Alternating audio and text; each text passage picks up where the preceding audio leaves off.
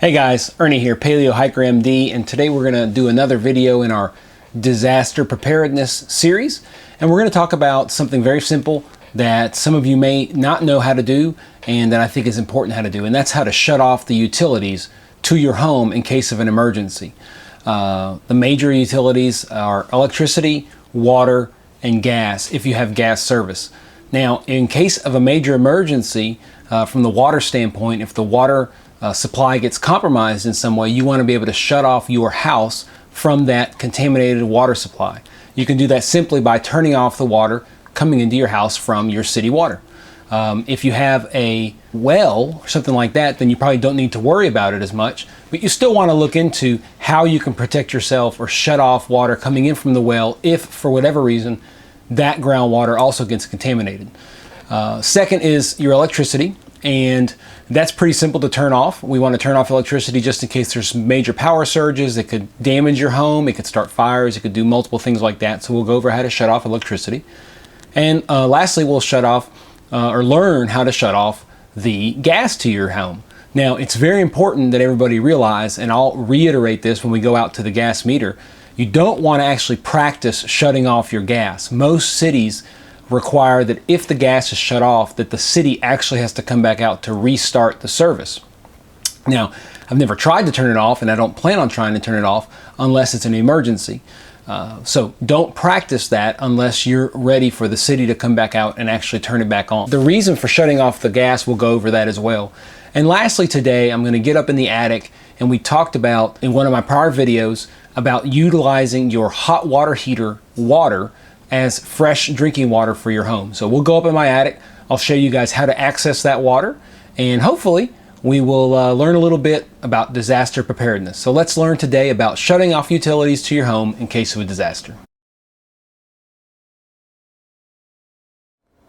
All right guys, so the first thing you want to do to shut off your electricity is you have to find your breaker boxes. Now mine, I'll swing around here, mine is in my garage, and y'all can see both breaker boxes here. I'm gonna go ahead and set up the camera and show you guys real simply how to shut off all the electricity to your house. All right guys, so here we are in my breaker boxes. I've got two of them. You'll see here on my smaller breaker box, if you open up, there's no main breaker here. You would have to go through and shut off all of these individually. Now, if you go over to this other larger breaker box, up top you see a main breaker on and off. Now, if I was to shut this all the way to off, all the power to my house would be off. Now, I believe in this system that would also shut these off.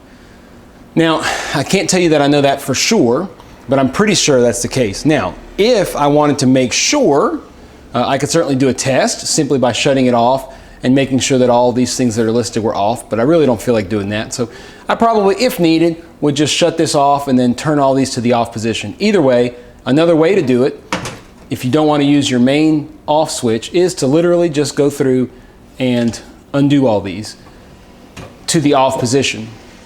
So pretty simple. Most people would know how to do this. If you don't, I'll just tell you that you can easily just, let's say for example, this says carport floods, and this is also the floods to my outside of my house. I could just shut them off, and at that point the lights are off. I did that the other day when I had to replace a fluorescent bulb in my shed. Fixed it, turned it back on.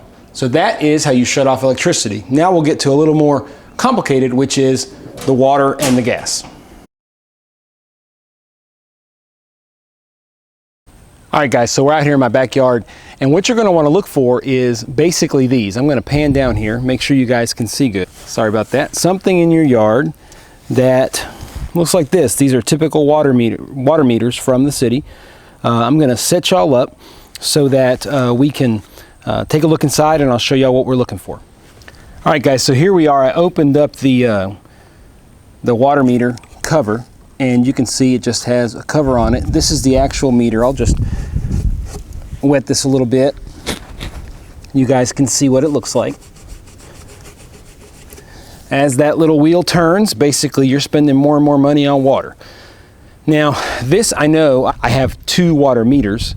This one goes to my main home, and then this other one over here is for my outdoor irrigation system, lawn sprinklers and stuff. So this is the main one that I would turn off in case of an emergency. Now you can see down here, and I don't know if y'all can see, there's an arrow that points straight up, okay? That means basically that water is flowing through the pipe because it is straight away. Now, we'll be using this tool. You can use any other tool, but this tool works very well. This is basically an emergency tool to shut off your utilities, and you can see here on the bottom it says water. So this little tool right here, basically you put it on top. I don't know if you can see that, and you're very easily be able to get some leverage, and I can shut off the water to my house, and there it goes turning, and I shut it all the way off, and that basically is water shut off. Now turn it back on again, just flip it all the way around, and you see once again that the arrow is pointing straight ahead. So in case of an emergency, I would simply come out here and twist that around so that the water was shut off to my house, and that way all the water that was in my house was contained in there safely. Now we're going to move over to the gas meter for the last part of turning off the utilities. All right guys, so basically to do your gas, you're going to want to look for your gas meter, and this is the one here at my home.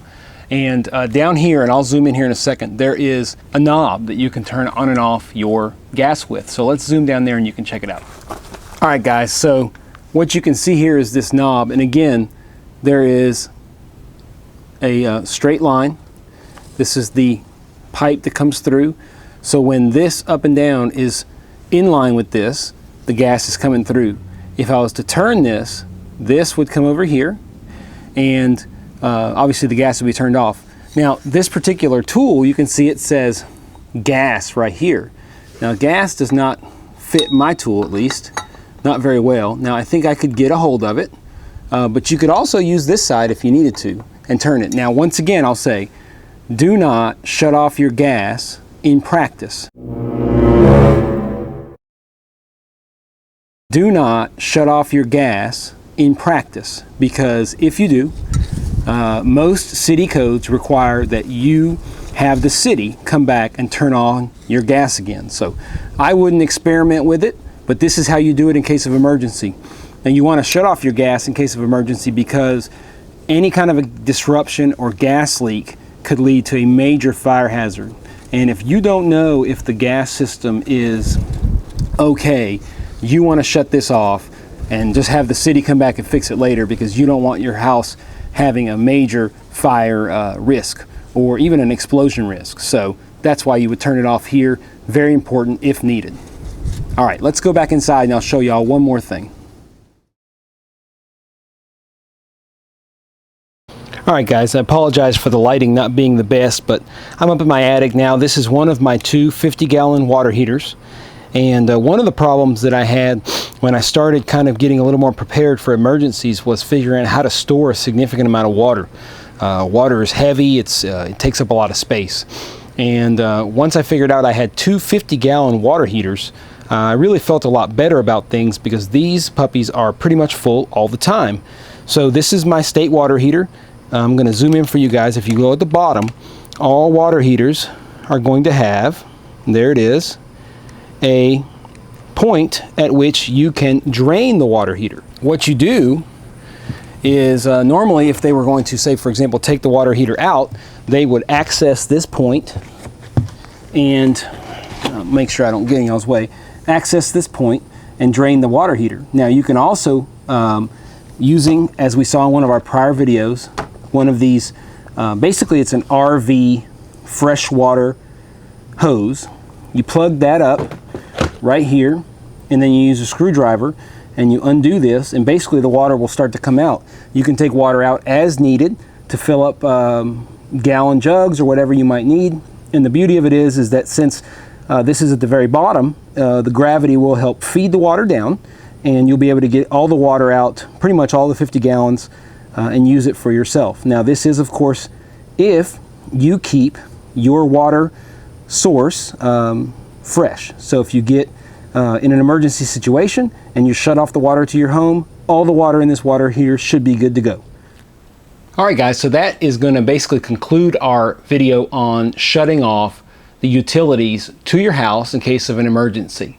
So this is our second in a series of disaster preparedness.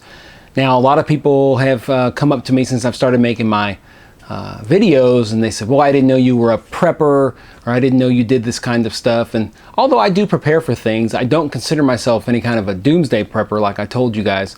It's more about preparing for any kind of problems that might come our way. I think that these simple things, these 3 things, plus accessing water from your hot water tanks, is something every American should know, and it really could help save your property one day if there's some kind of an emergency, some kind of a disaster, and the utilities are no longer stable or safe.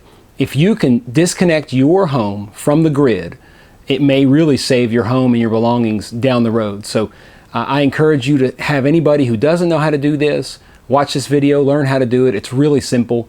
One other important thing is to realize that I may not always be here. So my wife knows how to do this. She's aware of how to shut off the water. I make sure that the water valves are nice and smooth for her, because a lot of times they can get very stuck. So every year I'll go out and make sure that they're easily turnable. Just something to keep in mind. So make sure you teach your significant other or anybody who may be at home how to do this, so that if you call and say, listen, I need you to go do this, they know exactly how to do it. So I appreciate you guys watching. I hope you guys find this educational, helpful, and I ask that if you guys do like the video, subscribe to the channel, and I look forward to bringing y'all more information as time goes on. I appreciate y'all watching the Paleo Hiker MD channel, and hope y'all have a good weekend.